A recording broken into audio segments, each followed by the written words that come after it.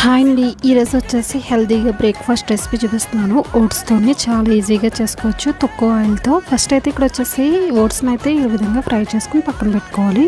ఇప్పుడు 1 spoon oil వేసుకుని ఆవాలు, జీలకర్ర, ఆ తర్వాత శనగపప్పు, మినపప్పు, కరివేపాకు వేసుకుని ఫ్రై చేసుకోవాలి. ఆ తర్వాత వచ్చేసి దీంట్లో 1 ఆనియన్ కట్ చేసుకుని వేసుకుని ఫ్రై చేసుకోండి. ఈ ఆనియన్ కూడా బాగా ఫ్రై అయిన తర్వాత ఒక క్యారెట్ అయితే ఈ విధంగా చిన్నగా కట్ చేసుకుని వేసుకుని ఫ్రై చేసుకోండి.